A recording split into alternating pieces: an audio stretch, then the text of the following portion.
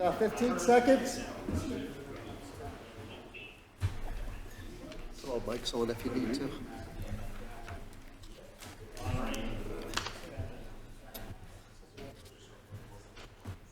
All right, I'd like to bring the Upper Moreland Township regular meeting for August 7th to order.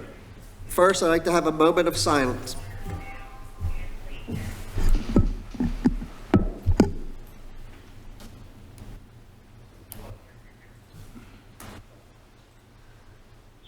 Now, if you'd all rise for the Pledge of Allegiance. I pledge allegiance to the flag of the United States of America and to the republic for which it stands, one nation, under God, indivisible, with liberty and justice for all. Okay, Matt, could you take roll, please? Ward 1? Present. Ward 2? Here. Ward 3? Present. Ward 4? Here. Ward 5? Here. Ward 6? Ward 7? Here. Mr. President, all commissioners are present with the exception of Commissioner Valenza. Okay, we will move on to presentations, and I'm going to flip the order. We're going to go to B, our presentation of service award certificates for the following township employees and their years of service. We have Michelle Doherty, which is 20 years, who is not here. Nicholas Marticello is 10 years in the police department. I don't think is here. And we have Matt Hocker from the information systems, facilities, and everything else they could ever imagine with this building. So, with that, Matt began Upper Moreland Township in 2003 as the information systems manager. He served in this position for over 10 years. In 2014, he was promoted to Director of IT and Facilities and has served in the position since then. Matt is responsible for maintaining the township's IT system as well as the township's numerous building facilities. This is really minute compared to what Matt does for us. Anything that goes wrong, we call Matt. And I just want to say, from the township, you mean a whole lot than that little bit. And from the board, I just want to say thank you. You've done a tremendous job. You've always been there when we needed it. And thank you. If you'd like to...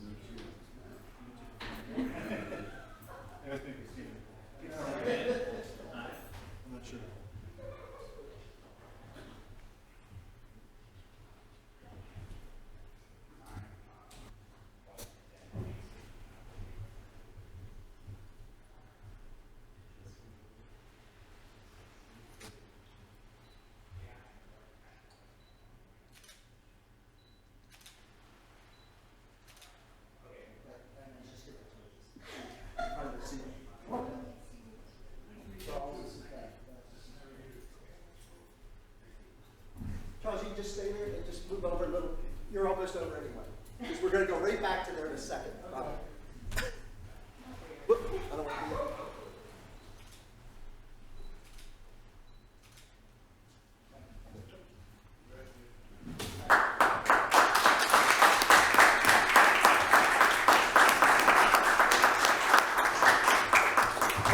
No words, Matt?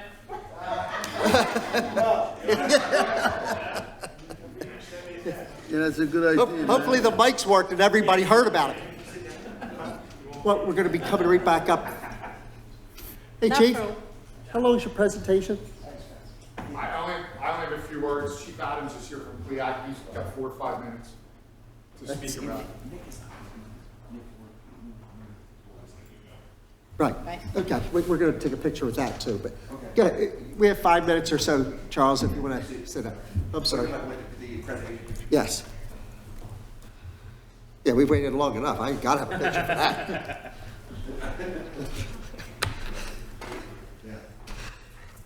Okay, the next presentation we've been waiting for about 10 years. We've tried very hard to get it with some changes in personnel and different things. It finally happened. And all to our police staff that made it happen. This board is so happy for this. Chief, I'll let you go from here. Good evening. Thank you, President McFatridge. It's a pleasure to be before the board this evening with this presentation and item. Many of you were on the board for my final interview when I was going for the chief's position here, and you told me come heck or high water, you got to get the police department accredited. So we have high water out tonight and we're accredited. So that's the good news. This process, believe it or not, started back in 2000. We have retired Officer Rich Gumpier, who is in the back. He initially started the process in 2000, and it's been going on, obviously, for the last 22 plus years.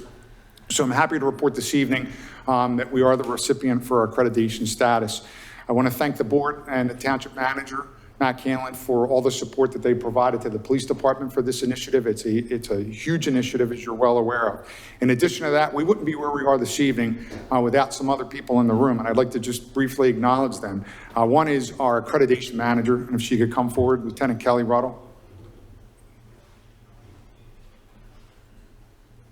The accreditation manager is the key and the foundation for when you start your accreditation process, not only to get us accredited, but to keep us accredited moving forward on it.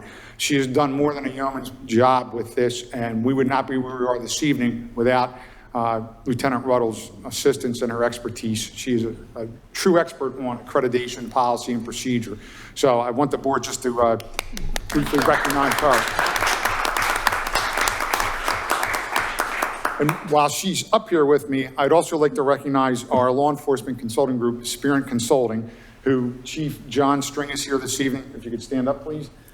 John and Maddie Lewis, who could not be here this evening because she's working. John is just recently appointed as the Chief of Police for Narberth Borough in Montgomery County, and Maddie Lewis, who came and did the initial presentation about 1.5 years ago, is a police sergeant with Lower Merion. So it's within our own county here that we had our law enforcement experts that worked with Lieutenant Ruddle, Lieutenant Kelly, and myself to get us here this evening.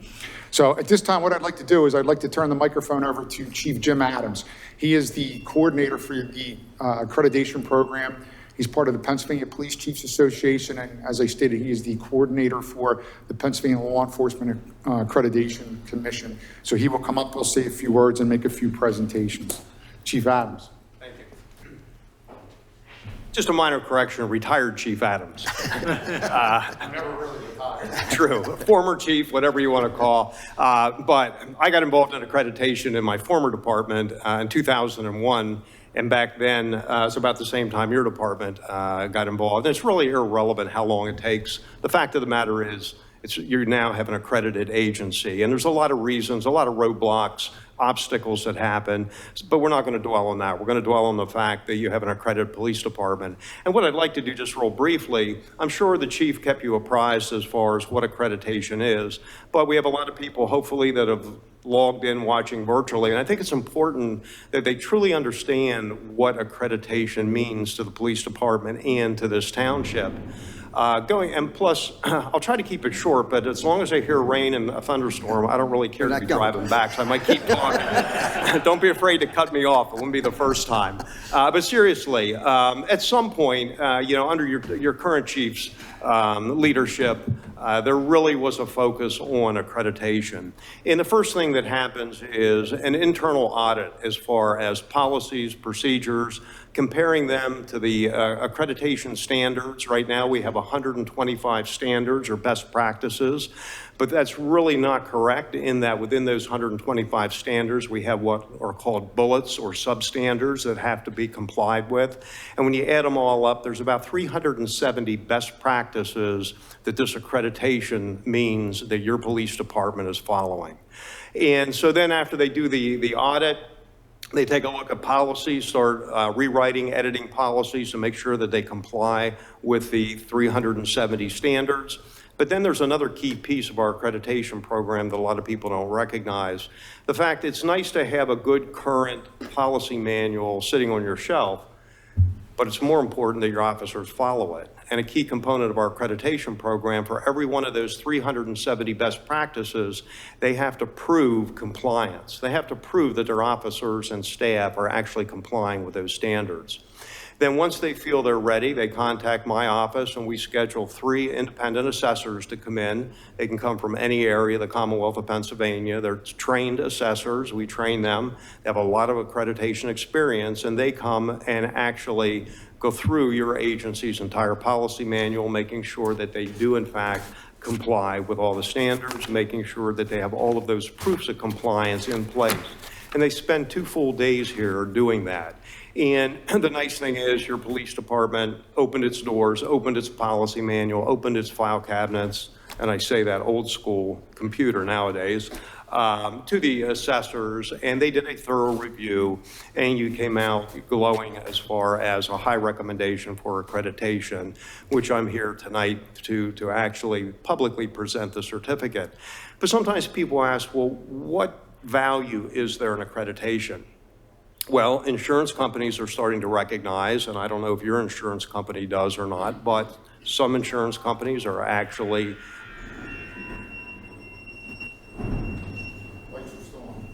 so good?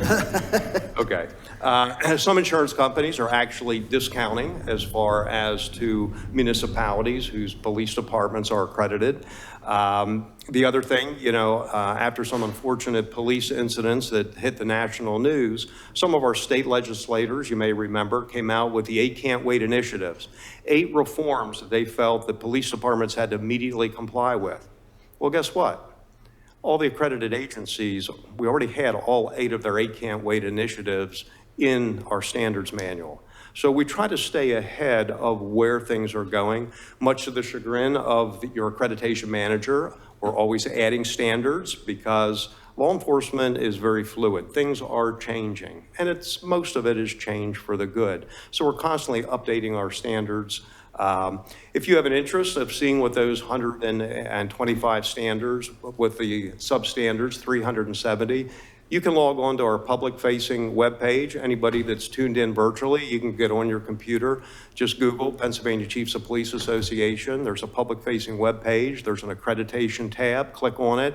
And there's a lot of information about accreditation, and our 125 standards are posted. You can sit there and read them, and if you're looking for a way to fall asleep, why, log in at night, okay? But seriously, they're all there. Certainly, if you have any questions, you have an in-house expert, to turn to, and I would strongly encourage you to do that. But your police department now is one of 160 accredited agencies in the Commonwealth of Pennsylvania. We've actually accredited, since the program rolled out, about 187 agencies. We average losing about 1 a year because, yes, it takes a lot of work to become accredited, but then there's a lot of work to maintain it. Every 3 years, we'll be sending a new group of assessors back to Opera Moreland to do an assessment again, go through all your policy manuals, and again, making sure that those 125 standards are being complied with.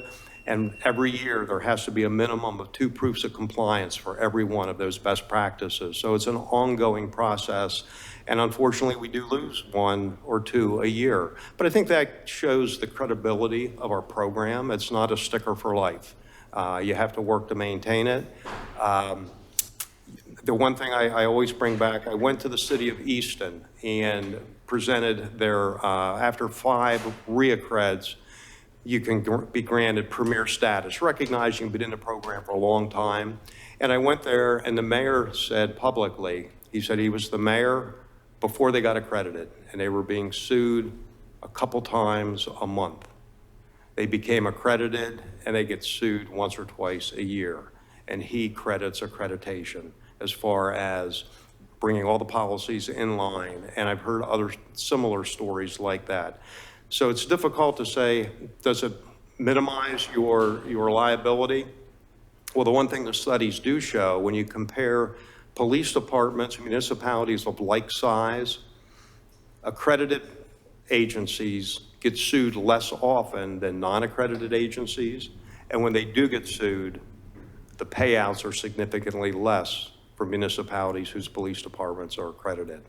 So I will finally be quiet. I think I've probably used up my 5-minute limit or whatever you have. I'd certainly, welcome if any member, of the board has any questions, more than happy to answer them now. But I'd like to publicly recognize all the work that your police department team did in becoming accredited and publicly present them with their certificate. And what I would like to, one thing to say is thank you to your organization. You're quite welcome. Because with that, this board, all boards, we don't know law enforcement. And to know that somebody's out there making sure police departments go by the book. They do have all of their policies. They put it out there so our guys know that it's there. And for us to be able to say, look, we know we're accredited. We know they went through everything. As far as we're concerned, they're professional. And we always have. When I said in the past, sometimes it was the board that wasn't getting it accredited in prior boards. It wasn't just the police department. And I'd like to thank this board for pushing for this really hard to make sure it did get to this point, that they did say to the new chief and our lieutenants and especially go do this. Because it gives us a good feeling that we know we have updated and the best policies across the state that we can adhere to. So I would say thank you for starting this program and to start accrediting things. It is a large help for us as far as commissioners in this. So thank you. You're welcome. And I think it's important that you're publicly recognized too for supporting your police department. And I appreciate your comment, you hire a professional to guide you and give you information about your police department. That's not your, skill set, but you support him in getting the department accredited, and that's very important. So, I think part of the reason I like to come is so that you get some public recognition. Not that you're doing it for that reason, but that's a reality. It shows your citizenry, your residents, that you value professional police work, which is what your police department is showing by becoming accredited. I look at it as a validity for the police department for themselves. Yeah. Any other statements on the board, questions? Nothing? Okay. Well done. We waited a long time. Yeah, we'll let him do a picture with the chief and the staff, and then we'll do it. We'll do them first.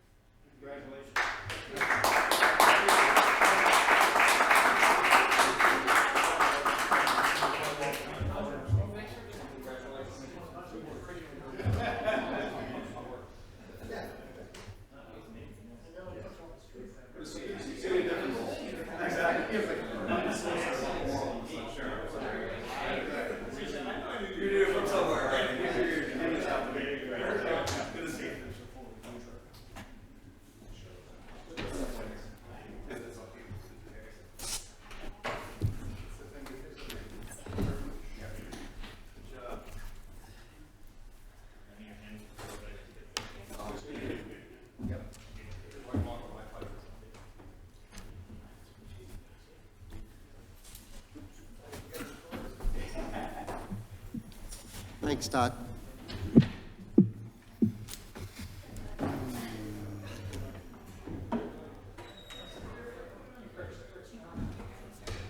While the board's reassembling up here, I just want to bring up, and I want to go back to the Employee Service Award.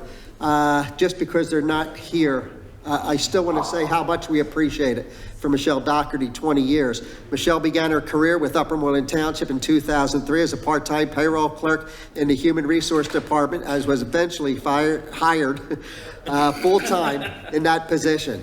In 2019, Michelle moved to the Code Enforcement Office as a code secretary and continues in that position today. And also Nicholas Marticello, I'm hoping it's right. Nick began his service to the community of Upper Moreland Township as a full-time community service representative for the police department in 2013. Shortly after receiving his training, the CSR position was eliminated. Nick remained on staff at the Upper Moreland PD as a night work clerk. He has remained in that position for the last 10 years. I just want to say thank you to them. Next, public comments, non-agenda items only. Okay. In that case, we'll move on. Committee recommendations. Move to approve the treasurer's activity report for July 2023. Second. Okay, got a first, second. Any comments? Questions from the public? All in favor, say aye. Aye. Against? Abstain? So approved. Make a motion to approve minutes for the special meeting on July 17th, 2023, regular meeting July 10th, 2023. Second. We have a motion, we have a second. Any discussion? Anybody from the public? All in favor, say aye. Aye. Against? Abstained? Approved. Committee recommendations, Finance and Administrative Committee. Ms. Locker? The committee makes the motion to approve the reappointment of Christopher Caddy as an at-large member of the Parks and Recreation Advisory Council to serve a new 2-year term to expire May 5th, 2025. Second. We have a motion, we have a second. Any discussion? Any public comment? All in favor, say aye. Aye. Aye. Against? Abstain? Approved?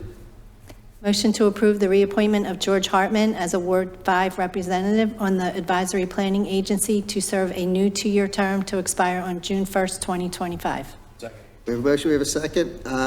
Comments? Public comments? All in favor, say aye. Aye. Against? Abstain? Approved? And a motion to approve the reappointment of Brian Shannon as a Ward 1 representative on the Advisory Planning Agency to serve a new 2-year term to expire on June 1st, 2025. Second. We have a motion, we have a second. Any discussion? Yeah, why isn't that here? I can't, I'd be able to hear him, even if he wasn't It's his here. big night, and he's not here. And I, Okay. Any public comment? yeah, I just wanted to say, I would like him to follow me as commissioner in Ward 1, but I don't think he's interested. He's like the 8th commissioner. Okay, public comment? All in favor, say aye. Aye. Against? Abstained? Approved? And a motion to approve the reappointment of Arlene Rubin as a Ward 7 representative on the Advisory Planning Agency to serve a new 2-year term to expire on June 1st, 2025. Second. We have a motion, we have a second. Commissioner comments? Public comments? All in favor, say aye. Aye. Against? Abstained? Approved? The committee recommends approval of the following checks. Check number 138239 through 138498, general fund checks for a total of $1,060,819.77. Also escrow fund checks 9658 through 9664 for a total of $4,664.09. And finally, liquid fuel fund check number 3073 in the amount of $91.14. Second. We have a motion, we have a second. Any discussion from the board? From the public? All in favor, say aye. Aye. Against? Abstained? Approved? Next, we have other items. First, we have a motion to approve the service agreement to assist with implementing the FEMA hazard mitigation grant. We have a motion. Second? Somewhere? Second. Okay, we have a second. Discussion from the board. The only thing that I questioned here, we didn't get a chance because I was away. In the past, we did the last 14 houses, we did it in-house. Do we still have engineers? Is there costs above what FEMA is going to give us to finalize this? Yeah, there is, out of the grant, there's 5% for admin, which will be primarily what this consultant will do is oversee the preparing of the title work, prepare settlement, conduct settlement. That's really all we're really looking for at this point. There are other services that they provide that are listed in that agreement. We may or may not use them. I think we have our own engineer who can do the specs for the demolition and all the other kinds of things. So it's, the purpose of this was to do just the settlement. And our solicitor had recommended this person, since they are so familiar with the program, because sometimes there are special specifications related to the program, and this person is already familiar with it. It helped a lot of other municipalities, as you can see from the information. So that was why we were recommending. And they, Sorry, Commissioner McFadden, yes. Our firm worked with this individual quite extensively in the borough of Collegeville, where they had a lot of FEMA buyouts, and Collegeville manager in our office that thought they did a very good job. The only reason I ask is, in the budget, this will have to be in there because it's going to be 5% more than what we're going to get. I guess that was my question. Yeah, hopefully we won't need, we have a contingency in there, and hopefully it's not going to require 5%. But I feel comfortable that we should have the money to cover this cost. Okay. Yeah, I know when Dave, we're going back a while. He did 14 of them, and that's the only reason I questioned it is, what is it going to cost us extra instead of doing it in-house? Yeah. And I wasn't here for the discussion. So I was on vacation. I saw they charged by the hour, and you don't expect it to be significant. I think if we're just focusing on the settlement, I think we should be okay. Okay? Any That's other? good. Yeah, no objection. You okay? Yeah. Okay. Sounds Answer your good. questions? Anybody from the public? No? Okay. All in favor, say aye. Aye. Against? Opposed? Well, same thing. Abstained? Approved? Next, we have a motion to approve a tax assessment appeal between the township, the school district of Upper Moreland, and the taxpayer Jamestown Village Apartments for the property located at 2501 Maryland Avenue. This one is actually an increase in assessed value, $19,000, I believe we're getting. It's good news in the township. and it's been negotiated between the school and the, Yes. Taxpayer. Second. We have a motion, we have a second. Any other discussion from the board, from the public? All in favor, say aye. Aye. Against? Abstained? Approved? and that's it for the Finance and Administration Committee. Uh, Oh, I'm sorry, is there any new business? And you're canceling the August 21st finance Yes, thank you. meeting. Okay. Yes. Plus you wanted to come in. Might be the only It's one here. canceled. I was already assuming it. Okay. Next, community development, Mr. Thank you, Mr. President. Community Development Committee has a few action items this evening. Under code enforcement, we have no action items. Land development subdivision applications, we have 0. List of upcoming zoning hearing board applications, no hearing scheduled for the month of August. And then we'll move to some action items. The Community Development Committee recommends motion to approve Resolution R 2023-18 granting amusement devices waiver request for Bermini LLC, locally known as the All Night Deli. located at 811 Eastern Road to install amusement devices within 300 feet of residential property. Second. We have a motion, we have a second. Any discussion from the board? Discussed in committee. We've done this several times. We normally have a trial period for less than the full amount, but they're requesting less than the full amount. So we're recommending this. Just so it's on public record, the reason I will be voting no is because every new property that's been coming in, it's a type of a small retail has been asking for this. My opinion is I just think we're going to end up with everything on Easton Road with basically gambling machines. Only 3 in each place, but that's why I'm against it. Any public comment? No? Okay, all in favor, say aye. Aye. Against? Nay? Motion passes. Community Development Committee recommends approval of resolution R 2023-19, approving and ratifying the subdivision of the DCED MTF grant application for the Maryland Road Culvert Project. Second. We have a motion, we have a second. Discussion. This is long overdue, but finally we're getting there to more financing to get this project completed. I'm glad we waited because it's a very expensive endeavor. And it's going to coincide with other work that we have done at this location, so strongly recommend this grant application. Okay, any other discussion? Any public comment? All in favor, say aye. Aye. Against? Abstain? Approved?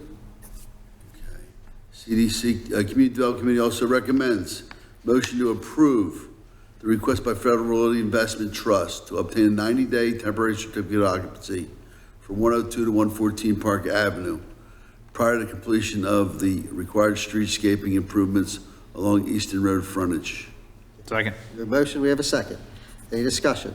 Again, discussed extensively in committee, back and forth with options for us, and the Community Development Committee supports this recommendation. Okay, Matt, we have not gotten an update, right? What? Actually, just say is on Friday, I did get a copy from Adam. I have not looked at it, but as soon as I look at it, I'll send it out to everyone. But I think these are renderings that were based on some of the feedback that he received. So yeah, the commissioner should be seeing that. And it's a work in progress. Yeah. So, okay, any other questions on this? I'd just like to say that because we approved the temporary CO, it doesn't mean that it's without our input regarding the rest of the streetscaping. That's right. Really, they needed this. From what I understand, Marshall's is going to open very soon, which is a good thing because they can tear the rest of that mess down. Okay. All in favor, say aye. Aye. Against? Abstain? Approved? Finally, the Community Development Committee recommends the approval of setting a public hearing date of September 11th, 2023 for a conditional use application submitted by BT Blair LLC for the property located 2300 Computer Avenue, 2309 and 2317 Blair Mill Road, currently known as the Executive Muse. Second. We have a motion, we have a second. Any discussion? It's only for hearing. So, any public comment? Save your comments for the hearing. That's right. All in favor, say aye. Aye. Against? Abstain? Approved?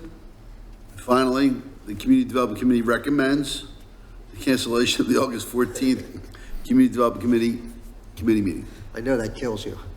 That's all right. Do I need to second that? Are we seconding it? Are we voting on it? And, okay, now. Second, third, and fourth. Next, Public Health and Safety. Thank you, Mr. Charles. President. Public Health and Safety Committee would like for recommendation and approval of the Montgomery County Mega. Okay, a real quick scenario, if you would, Chief, on this. I'll get it, Commissioner. So the county has asked us to approve the county hazard mitigation plan. That way, if there's a disaster, we will be able to get money from the county to assist us with funding. So that's why we're requesting that it gets adopted. Okay. Any questions from the board? Second? Did someone second it yet? Anybody question it or second it? No. Oh, yes, she just did. Just now, Just right. making I sure. wasn't sure if someone Okay, I already didn't- did. No, I no don't one think they did. did. Okay. Okay. Then any public comment? No commissioner comments? Okay, all in favor, say aye. Aye. Against? Abstained? Approved. And final agenda item, Public Health and Safety Committee seeking cancellation of our August 21st meeting. Okay, thank you, Charles. Parks and Recreation next. Mr. Skull. Yes, Parks and Recreation makes a motion to approve and award the bid to Donald Reisinger in the amount of $242,100 for the Farmstead Park Heritage I got it. renovations and all other Farmstead Alliance improvements requested in the 2022-23 budget. Emphatic second. We got a second. Okay. Any questions from the board or comments? No, I'm just, Get it done. another big step, Get it done. I'd say. Okay, public comment? All in favor, say aye. Aye. Against? Abstain? Passed? And our last item is the cancellation of the August 21st, 2023 Parks and Recreation Committee meeting. Okay. Any commissioner comments? Yes. For tonight? I would like to say on behalf of the Public Health and Safety Committee, once again, how proud we are of the certification we achieved tonight. It was a team effort, and especially our township manager who guided us through this, and our police chief. Congratulations once again. And people, the public, has something to be proud of now. We are accredited. Thank you. Very good. Anybody else? We're adjourned. Watch my fingers. Watch your fingers.